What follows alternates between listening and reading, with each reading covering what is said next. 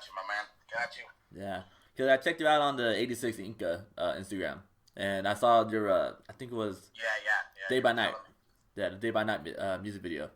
Yes, sir. And I'm not gonna front, man. Hey, that took me by surprise. I really don't. I didn't expect to hear anything like that. You know. Yeah, So. yeah.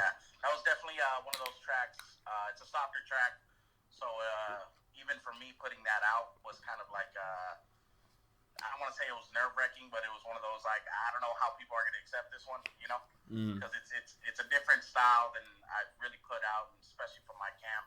We're super like more underground hip hop type of stuff like that. So it was good to see the reaction people had. Yeah, I mean, I thought so. Like, I'm very new to the page. I don't know how long it's been around for, but I found Clockwise through that same channel as well. Okay, for sure. This is like a new podcast I'm working on.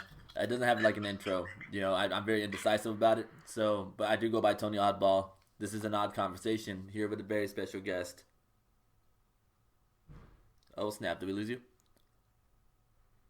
Oh shit! First time ever. Okay, you're back. Yeah, we're back. Yeah, no worries. Oh my god. I'm sorry about that. So, yeah, the dogs kind of attack my cousin every time she walks in the door. It's all good though. That's all good, man. I'm in a car right now. The only quiet place I had in the house. Mm-hmm. Good. I understand. Yeah. Alright, so like I said, I don't have an introduction. I'm very new to this whole podcasting. I'm indecisive as shit. But I do go by Tony Awdball. This is an Awd Conversation here with a very special guest. Hollow Visions. Hollow Visions, man. And, I have to ask this question immediately because I keep forgetting about it. And it's like something new I'm doing. So let's just like hypothetically think about it. You're on a lockdown for a year. And Wi-Fi is messed up. For some reason, the internet's all screwed. You only have 3 artists or 3 bands or whatever, to listen to for the whole rest of the year. But, that includes like features and all this other stuff. You know what I'm saying? Got you. So who am I rolling with? Yeah. Okay. Man, so what do you mean rolling with? Like who am I bumping for the rest of the year? Mm-hmm. Okay. I really like that cat Mick Jenkins. The new stuff he just recently came out with is fucking dope, dude. Really been fucking with him. See who else is out right now. You know what? Logic, but like older Logic. Fucking what was that track? Under Pressure. Yeah. Under Pressure album. Man, that one to me is a classic. Mm-hmm. Definitely. And shit. Man, probably anybody from my crew right now. Viva Mescal and Mad Max. They've been dropping some fucking heat. Yeah, I like Mad Max. Mad Max is dope. I remember hearing about him a while back. Last project that just came out, fucking badass, dude. For sure, man. So, so we got Mick Jenkins. We got someone from, anybody from the crew, basically. Yeah. And you also got Logic. Yeah. All right, cool, man. You can't complain about that. I'm a big Jenkins fan. I love Mick Jenkins a lot. So. Bad motherfucker, dude. He got that tone, that vibey tone. You just listen to all day. And he can have fun with it too. Like that's why about the Your Love track that he had. Yeah, that flaunt track, that fucking flaunt track. Mm-hmm. I like the way he styled on that shit, dude. Yeah, like that guy's like a real like he's like more in tune with like hitting like your soul instead of more like let me just get something to bob your head to. You know what I'm saying? Yeah, for sure, man. Especially on this newer shit, like he found out how to ride that cadence a little bit more. Stuff before was really like in your face, super lyrical. Right now, he's just really having fun with it, and you can kind of see that. Mm-hmm. Yeah. So, all right. So East of the River, EOTR. Yeah. Yes, sir. I think before you even joined, you were like, in another group called New Generation, no? Yes, sir. That was actually the first group that I started rapping with, like just even rapping in general. Yeah. I was never really a performer like that. I used to do freestyles and battles and shit like that here and there, but it was just kind of fun. Mm-hmm. They were the first group that kind of got me sat down and actually making music. Yeah, cause I seen you guys at I think you guys opened up for Snow the Product one year. That was literally the first day that I was out of the group. That I no shit. Left the group. Yeah, like I think it was like the week before they had gotten that, and I was already kind of like transitioning out of there. Mm-hmm. So yeah. Okay. I was actually at that show though. All right. Well, I mean, like, may I ask, like, what happened with the whole separation? Yeah, it was just just we kind of grew apart as artists. You know, they were kind of going one way, and I kind of felt like I was going the other way. Mm-hmm. So we left on cool terms, man. We you know, split amicably. We're still actually cool now. I actually just talked to 2C's not too long ago. Okay. Yeah, because I remember Cyrus' music, and Cyrus pretty dope. I dig his music. Sick, yeah. Motherfucker can spit. Okay, so how was your entrance for the East of the River? Well, the whole year prior, I had been running into Max and Mescal at shows, and we actually got sponsored by a blog site, a company called American Revolver. So I was sponsored by them. East of the River was sponsored by them, and we started kind of doing shows together. We were always at the same events, so like a year after that, it just made sense, you know. So it kind of happened like smoothly. Okay, and so for those who don't know, because I don't know everybody from the group, I'm supposed to be interviewing Zay soon. So okay, yeah, and I just found out just like minutes ago. Well, not minutes ago, maybe like when I started digging like more into like your career as of right now. And yeah, I seen that she was part of EOTR as well. So I was like, oh, okay, so the irony of this whole thing. But big group, dude, big group. Yeah, we were up to like 10 people at one point in the group. Oh wow. I think right now, we're like at 8 or something like that. But yeah, big group, man. So who's all part of East of the River? We got Soul Providers, we've got Kiddo, Mad Max, Zay, me, and Viva Mescal, who actually started the whole group. Okay. And then so how, how was the the whole chemistry between the whole entire camp? Honestly, man, it's like a big family, dude. We were all kind of homies before it came together. So it's a natural thing, man. Every year we have a Friendsgiving, a Friendsmas. You know, we're a part of each other's lives, birthdays, all that stuff. Even like before music, like I said, we used to all kick it and smoke and shit like that. So. Okay. Yeah, I mean, so when it comes to smoking, what do you prefer? Shit, it depends. Lately, I've been more indica. You know, I've been chilling. I've been at the pad more. I'm one of those dudes. I'm not a big smoker. I tend to like zone the fuck out and not really be motivated. So I kind of smoke more at home right now. So indica's my way to go. Yeah, I feel you on that. All right, so so your name Hollow Visions. I want to understand how you came up with that name and why you decided to run with it. You know what? When I first kind of went into it, there's no like good story where I'm like, yeah, I had this epiphany, this meant that. I was just faded, and I don't know, I thought of the word hollow and then visions, and they're like the initials to my real name. So it was just some easy shit like that. But it's funny because now that I've grown as an artist and I've kind of looked up certain things, like it kind of represents my style and the shit that I'm doing now pretty well. So I don't know if that's one of those fate things that like you were just meant to come up on that name or something, but yeah, the story itself was just me being faded, and fuck it, I had to think of a different name because I was going by my real name, so I was getting old. I'm not gonna lie, that's funny. I like that background right there. That's funny. Yeah, I ain't gonna bullshit you, man. There's no deep shit to it. I'm not gonna get philosophical with you. Yeah, and does that affect your rhyme style at all? Because like I love your fucking flow patterns that you use and like the delivery that you got with it. So that's why I'm like trying to figure out like what kind of like curated that. That was just natural, man. Like I was heavy influenced by rock and roll music back in the day. Like I was actually more of just a rock fan. Like I grew up on the Doors, Jimi Hendrix. So a lot of that like trippy style of wordplay and structure when it came to verses and whole songs. So I think I bring out a lot of that when I'm rapping. I like to kind of switch it up a bit. I don't like to stick on the same rhyme patterns for too long, stuff like that. Yeah. But yeah, the name itself, I don't think had anything to really do with it. I was always melodic. I came from a singing background, so I kind of playing more to my strengths at this point. Yeah, for sure. So where are you from again? Whittier. Oh shit. Okay, I just moved from Whittier. Yeah. Oh, okay. Yeah. So I was born I was like my hometown, I guess. Like I was born there, but like I moved out to Fontana like 4 years old or whatever, and then I moved back to the area like after high school, basically. Yeah. My family came from Cypress Park, and we bounced around. I was at Pico for a little bit, and then the majority of my life though has been right here in Whittier. So yeah, like I used to live right there after my hometown. Yeah, I used to be right there on Slauson and Norwalk. I'm right here on Norwalk. fucking Washington, pretty much. Wow, that's crazy. Yeah. That's down the street, man. Like literally walking distance right there. Shit. Yeah, for sure. Yeah. Crazy.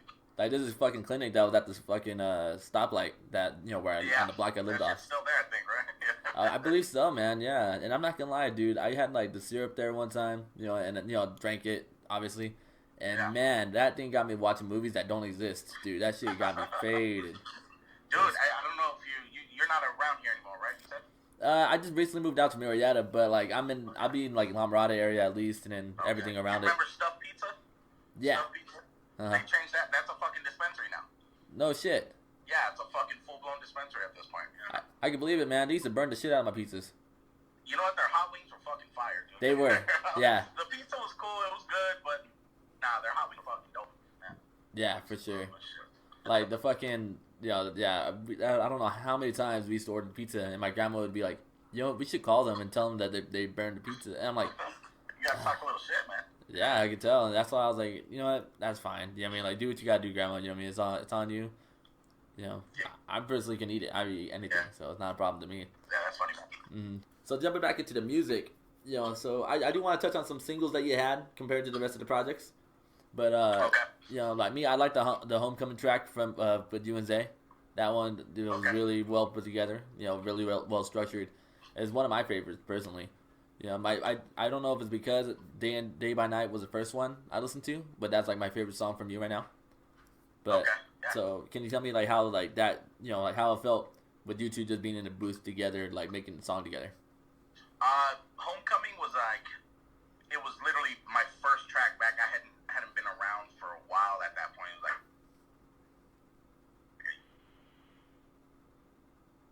I was sitting there trying to be just a straight worker bee, man, and get off of the music tip, but something called me back, so I had a lot of emotion in that one, a lot of like aggressive anger in it. Zay herself was actually not a part of the track at all at that point. She kind of came in later, but she came in and that hook just fucking fit perfectly, man. Yeah, I mean, it's one of those things that weren't really part of the first plans, but then they end up coming out amazing. So. Yeah, definitely. I had tried singer at that time, and it just wasn't really clicking. It wasn't making the song any better, So threw Zay in there, and she's magic, man. As soon as she hits a track, it's perfect. Yeah. Do you happen to be like in a dead zone type of area at all? Like you kind of like cutting in and out just as of recently. Oh, no, I got. Okay. Poor connection. All right, we'll be right back after these few messages. Welcome to the sponsor, and we're back. So that's how that got put together, and this new project that you have coming out, Day by Night, is this the single? Yeah, Day by Night. Definitely a single. I think it's gonna stay a single. I've been working with Pigeon Beats lately, a cat out of Boyle Heights, and the vibe that we got going on in that is just a little different. So. I think that's just going to be a single. I have another track. It's already out. It's called Bass Hit. But I got another video coming out for that. So I'm going to drop a couple singles before I do a EP. Okay. Shit. All right. Yeah. Sorry about that. I'm like somewhat lost in my own shit. I don't know. Yeah. So influence. Can we speak on a little bit of like what influenced your sound? And I know you said some rock, but like, are there any other rappers out there that kind of like? Definitely, man. When I first really started. Not first, but the artist that really kind of took me over when I was younger, and I still pull a lot from is Kanye West. I know that's kind of a big one for people in my age group, but Kanye West had a lot of influence. Kid Cudi, Lil Wayne, Game. That was like my high school years when all that was really popping off, and in middle school, so that really had a lot to do with it. So I pull a lot of that melodic, big sounding music, Mm-hmm. Yeah. Do you have a favorite Ye album? Okay, which one? Favorite Ye? Honestly, dude, I really like 808s and Heartbreaks, dude. Thank you. I mean, obviously, College Dropout, all that stuff, are fucking amazing. But 808s and Heartbreaks fucking hit because it was so different, dude. So different than the stuff he'd done in the past. So different at the time, too, and it's like right when I was about to graduate high school, so like it was just hitting on a different level, man. Yeah. That definitely influenced me a lot. Yeah, I feel you on that because I love that album as well. It kind of brought the whole, not autotune wave, but the whole electronic versus hip hop type of feel to the whole culture really. Yeah, man. Yeah, Mm-hmm. he was an innovator, man. He everything he was doing, even like in '03 with Common and all that, like he had like a different sound to hip hop at the time that was just keeping it fucking thriving, you know? Yeah. 'Cause at that time, it was a lot of like flashy. There was a lot of southern music too that was flashy pop and club music, and he just had that soulful music that was coming out beats wise and everything, you know. Mm-hmm. So Yeah. yeah, Kanye. For sure, man. So I'm gonna jump back into one of your other tracks, Blockshine, featuring Kiddo. Yeah, Blockshine. Yeah, you guys even like shot a music video for that. And Yeah, we did. We have not finished it though. It's actually, yeah, yeah, okay. yeah. It's not out yet. Yeah, something. I don't know what the hell happened. I got into this tip where I was just trying to write out the craziest ideas I had for a music video. I wanted like one of the homies that does a lot of the videos for like Viva Mescal. He told us that you have to have, forget how many fucking looks, but a bunch of different looks in a video to make it interesting, you know? Mm-hmm. So I kind of was thinking bigger than at the time. So some of the shots we weren't able to kind of get at the moment. So, yeah. Still waiting on that one. Yeah, for sure. So how was it putting piecing together a whole video production for your music? Fuck, dude.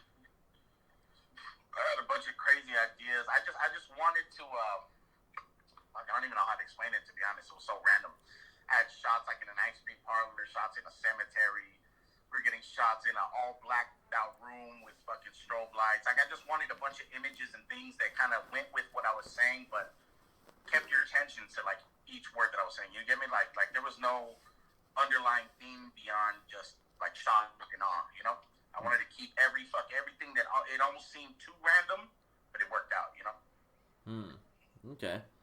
Yeah. I mean, like that's like my favorite thing about watching music videos because you get to see, whether it's someone else directing the video or it's the artist directing it themselves, and you kind of get to see, get an idea of what goes on in their head as they're going forward and putting this whole project together. Yeah, that's actually been one of my weakest points when it comes to being an artist is visuals. Like I'm not too great at trying to explain what the fuck I'm saying. You know, like it makes sense to me, but I don't know how to portray it to you to make it like make more sense. One of the cats that we got introduced to these last couple of years, Moses Israel, shout out to Bandwidth Brothers. They came in and really kind of changed the whole way that EOTR in general thought about making music videos. You know, he kind of brought us to a bigger, better level where now we're trying to compete visually with these bigger artists. You know, even with a lower budget. Yeah. All right. Cool, man. And I have like about a couple more questions before we dip out of here. Yo, Burger Buddies. I'm not gonna front. You got me hungry. Yeah. Hell yeah. How long have you been like doing that thing together? Because I believe you just released your 11th episode, right? Yeah, 11th episode. Started the second season. It's been a couple years now. We did the first season. We did 8. We kind of slowed down on this second one.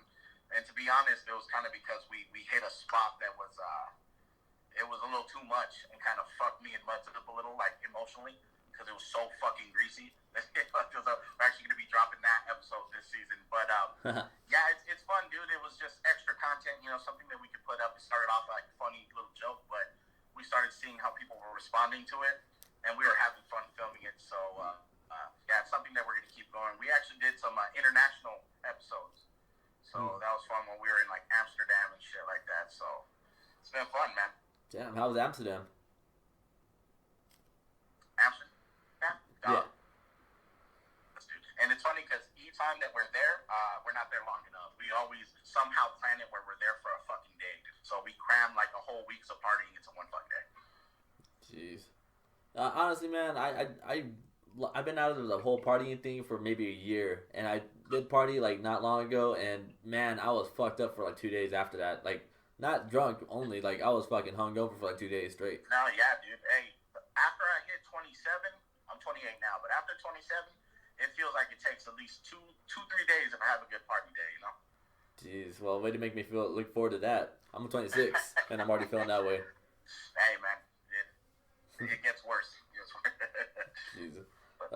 I don't know. Like, I'm gonna put you on the spot right now. Out of everybody from east of the river, who would you say goes the hardest when it comes to like the whole like party like aspect?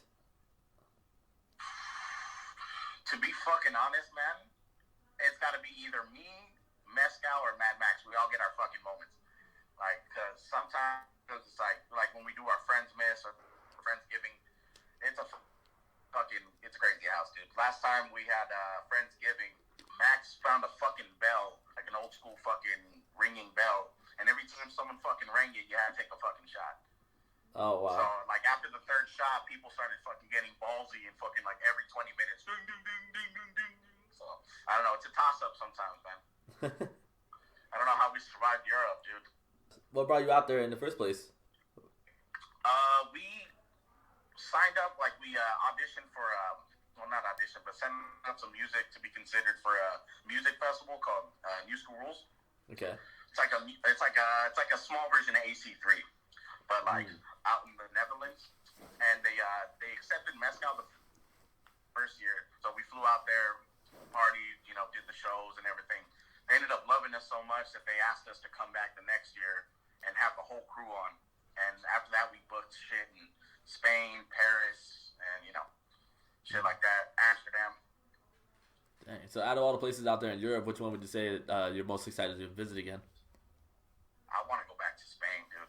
I want to go back to Spain so bad. We kind of hit and run that one too. We did 2 days there, but again, ambitious motherfuckers. We shot about 8 music videos, it was like 5 music videos in 2 days while we were there. So we literally just fucking walked all through fucking Barcelona. Yeah, we walked through all of Barcelona, getting like 5 different videos. Yeah, I think I seen the video with Mad Max that he did out there in Spain. Yeah, I got that one, still motions, and that one, it's funny. I started off with the Kid Cudi fucking clip, like me singing the Kid Cudi verse. Yeah, because I'm not gonna lie, I that's another song that I really liked going into. I think that's what was that? That's your most streamed song. Still motions. Yeah. Yeah. Well, Homecoming, and then it's Still Motions, I think. Oh, okay. Yeah, because I just looked up like numbers just like right before I got on this thing, so I didn't like write it down and whatnot, but I could have. Okay. Yeah, that one. That was one of those songs when I got down to writing it, it kind of flew out of me. It was one of those quick songs that I wrote out, but it meant a lot to me at the time. I was feeling emotional. So it flew out of me, man. And it was funny. I wrote this song, and as we were mixing and mastering it, I felt that Kid Cudi vibe kind of come on, and it just fit perfectly right in the front. Yeah. So and it got a good response, man. People really like that one. Yeah, it's kind of hard not to put on not to run it back one more time or like a couple more times, honestly. So, that's why today I didn't even get to go through your whole entire project. That's what I tried to do, but that one and Day by Night I just kept running back. So, that's just me personally though. So can't really say much. Yeah, man. Definitely. As an artist too, your new shit's always your best shit, stuff like that. But definitely the latter have been my favorite so far that I've done in a long time now. I feel like I'm finally getting my niche as an artist where I'm comfortable with my voice, comfortable with my style. I'm not trying to fucking be anybody else anymore. So it's just kind of rolling out of me at this point. Yeah, best way to do it. So how do you fight the whole overthinking when you come to putting out music or anything, or do you face any insecurity with the whole process? Yeah, definitely. A lot of the stuff that I do is, especially in my group, is a little different than what gets put out. So, I try not to think about it, but sometimes when I'm writing, I'll have my moments where I'm like, nah, these bars suck, man. I need to be a little more intricate with my wordplay, stuff like that. So, it hits sometimes. I think it hits every artist eventually. But I'm finding myself being a little more comfortable with who I am and what I'm putting out. So, it's getting a little easier. Okay. Cool, man. Are there any artists you are maybe looking forward to working with soon, or if not, any dream collaborations you would like to get started?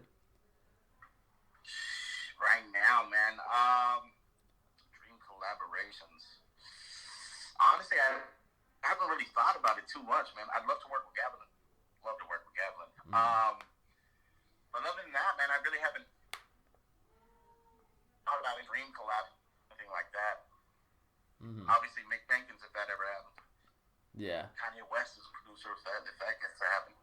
But other than like that, which is like, you know, everything would have to go right for that to happen. Nah, I don't really think too much about that. Cool. Not to sound cocky. I mean, it's your craft. I mean, you know, you're your own critic, their best critic. That's something I really haven't thought about. Maybe I should. I would love to work with Noah James. I don't know if you've heard of Noah James. Yeah, Noah James, dope. I would actually love. Really cool cat, man. Really humble. Really down to earth.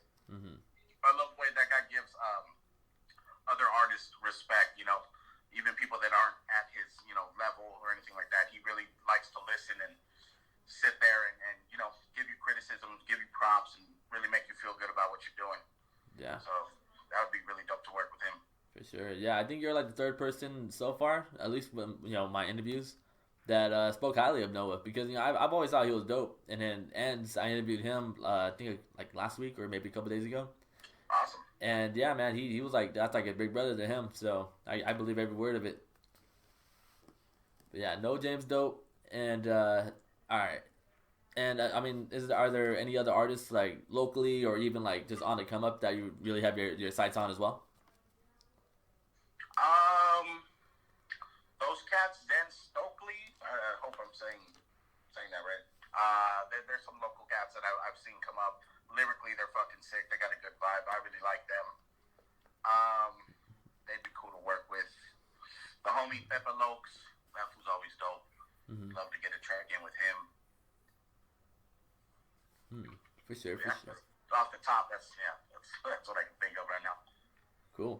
So I got two more things before we dip out. And are you a Kendrick fan by any chance? Yeah.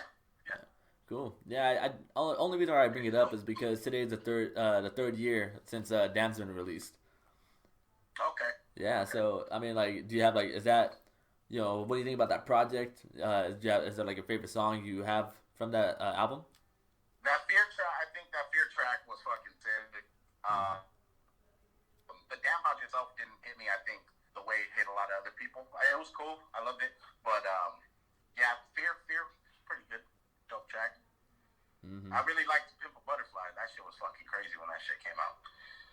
Yeah, everyone is like growing to love that album more as it ages. Like, not many people liked it when it first released, but like, I've been hearing that a lot more lately than like any other one. That shit was same for me, man. The first time I heard the project itself, I was like, okay.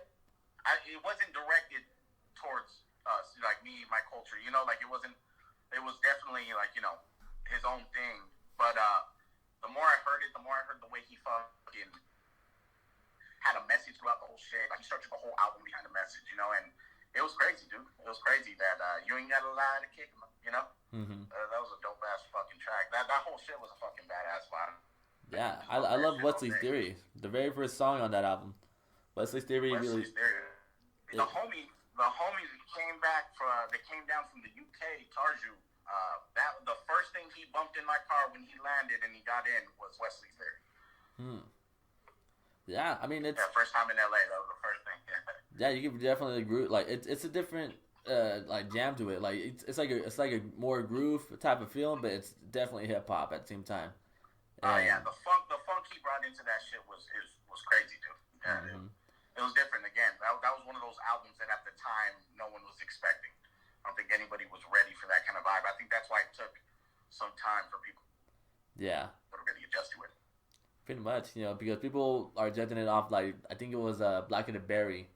That's the name of the song right there? Black of the Berry? Black of the Berry, the sweet of the juice, yeah. Yeah. So I think so.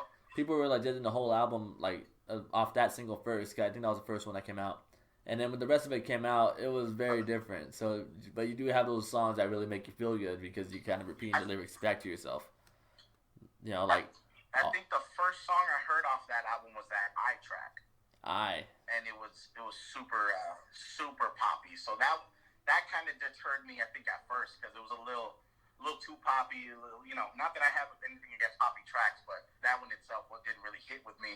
right off the bat. So I think you know you kind of have that block in your head when you hear something you don't fuck with, you automatically kind of say fuck the rest of it.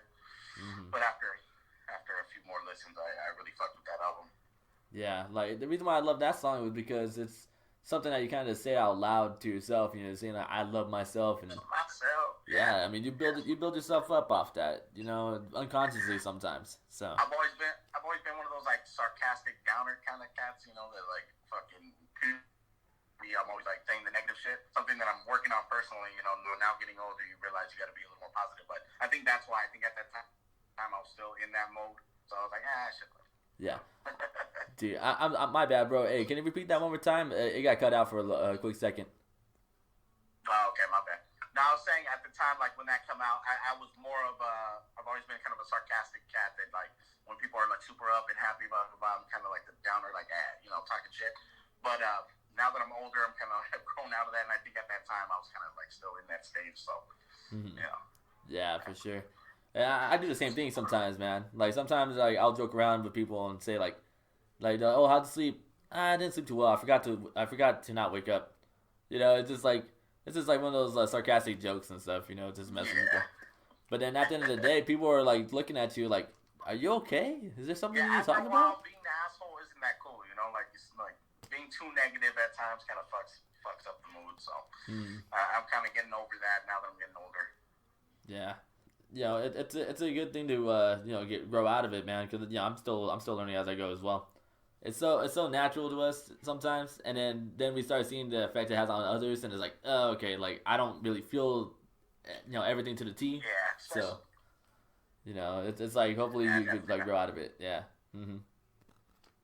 But I feel that for sure. So, this is the part where I kind of just give the floor to you and tell ask you, anybody that's pursuing this type of career or just in life in general. Definitely just keep your head down, man. Like, focus on you more than you focus on what other people want. You have to find yourself as an artist at the beginning, and people forget to do that. A lot of people just try to chase the sound that people want. You get me? And I think you have to work on yourself. I mean, I've been doing this for going on 6 years now, and I'm barely starting to feel like I'm finding myself as an artist, So if I could have gone back a few years and really focused on me rather than trying to focus on what the audience wants or what I think they want, I think I would have been in a better place. So focus on doing you. People are going to notice it and really connect to it. Yeah, for sure, man. Like, that's very true. I have that problem sometimes, and so that definitely would resonate better with someone that feels the same way. I mean, definitely when you're in a public or you're putting yourself out in a public view like this, it's easy to get lost in wanting to please everybody. Hoping to God someone doesn't talk shit on your comments or stuff like that. But you got to just kind of say fuck it. Same with this Day by Night track. That was something that was in my head. I'm like, fuck, are people gonna fuck with this? Like, people in this LA underground scene are pretty ruthless sometimes when it comes to new music like this. So to me, it was like a fuck. I hope people fuck with it. But at the end of the day, I was like, fuck it. I made it. I like it. I like what I said. I put my fucking heart on my sleeve for it. So someone out there's gonna love it. There's an audience for everything. Yeah, absolutely. And I believe that every artist has like a purple heart at the end of the day. You put yourself out there and just face whatever comes with it. Yeah, you cannot be afraid of the fucking hate, dude. You can't be afraid of hate. You gotta go out there with a fucking armored fucking plate on and take it sometimes. Yeah. Dang. So I know I said that was like the last question I had, but I do have another one because you did say that you kind of grew up battling and such. Yeah, nothing crazy. Like I wasn't like super into battling, but like I played basketball at the park right here at Sorensen, and some cat would come through and he would just kind of like pick up like, yo, you want a freestyle battle at this event or backyard parties, just talking shit with fools, but like nothing serious. I didn't get into no like league or anything like that. Okay. I mean, do you watch any battle rap now? Not so much now. I was actually just watching the new Rome battle rap on King of the Dot. But yeah, a few years ago when King of the Dot was really popping, I was really into it. Rome's actually one of my favorite fucking battle rappers. Yeah, Unfortunately, he's like a guilty pleasure battle rapper for me. Like, it's like, man, I don't want to like him, but like, he's actually like pretty funny and pretty He's cool. funny as fuck, dude. Yeah. I think I get kind of tired of all the gun bars sometimes with some of Mm-hmm. these battle rappers. That's like a big fan, especially in the URL stuff and all that. But Rome to me was like that shit was the point of battle rap to me. Like you got to clown on somebody and make it funny as fuck. And that motherfucker was out there roasting motherfuckers, so it was cool. Oh yeah, for sure.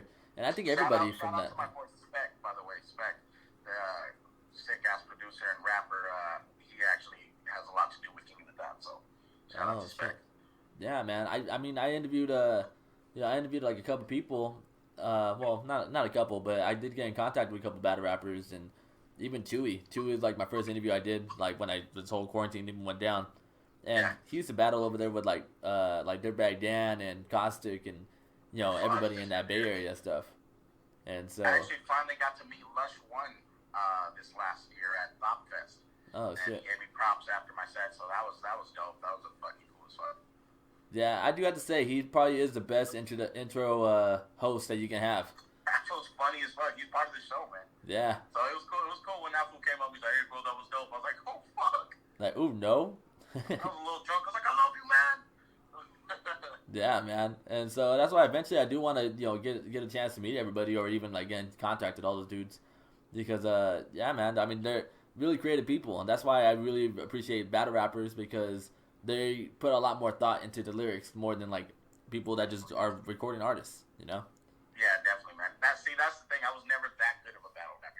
Like I had a couple where I roasted motherfuckers, made it to a couple final rounds and shit, but that was never meant to be my style. That was just some shit at the time. I used to just freestyle, never wrote, never recorded at the time, and it just kind of came with the territory. Mm-hmm. But I think every rapper that eventually becomes an artist has to go through that battle phase or that freestyle phase like that. Yeah. If you ever like hit into like a radio station or anything and someone asks you to spit a freestyle, do you think you're prepared for that? Honestly, right now I'm garbage at freestyle, but I'll do it. I'll still fucking do it. I mean, if when I catch my groove, I still fuck shit up, but I'm definitely not as good as I used to be on the freestyle tip. But I'll fucking do it. You kind of have to. Yeah, for sure, man. Well, I want to say thank you again for this time, man. I appreciate it. Appreciate you, man. Yeah, and like although I'm not gonna lie, I don't know how much of this FaceTime footage I'm able to put on there because it just says poor connection on my end now for like most of the interview. So I'm gonna do what I can, and we're gonna see where it lands from there. Okay, yeah, let me know, man. If we gotta run it back, I'm down. I'm with it. All right, for sure, man. And what? I'm not gonna lie. I fuck with everything you guys are doing over there with East of the River. I've been listening to you guys' music for a minute. And so that's why like I'm after this whole quarantine lifts up. Let's get like an in-person interview if you're up for it, man. Yeah, dude, definitely. Fuck yeah, dude. Yeah, I appreciate you, man. You're the first quarantine interview that I've had, so thank you for breaking the ice. Yeah, I mean, I'm here to try to do that. This is like maybe, I think maybe half my people I interviewed has said the same thing. There's like the first like interview, like let alone quarantined. But yeah. Yeah, dude. Yeah, hey, that was one of the things I actually brought up to the homies. It's cool to see how creative people have gotten with coming out with content and even still live streaming shows, dude. So this quarantine has kind of showed that regardless, music's gonna thrive. Creative people are gonna thrive. Yeah, and how have you been surviving this whole thing? It's been cool, man. Like I fucking work side jobs here and there. Kind of keeps me a little sane, but I mean it is what it is. I was going a little crazy this last week that was raining. Where I like for sure couldn't fucking step out of my house. Yeah, I was going a little crazy with that. So, but other than that, we're good. Shit. Well, you know what, man? Just like an intro, I don't have an outro as well, but I do go by Tony Awdball. This is an Awd Conversation here with a very special guest. Hollow Visions. Cool, man. Thank you so much, dude. We'll be in contact more after this.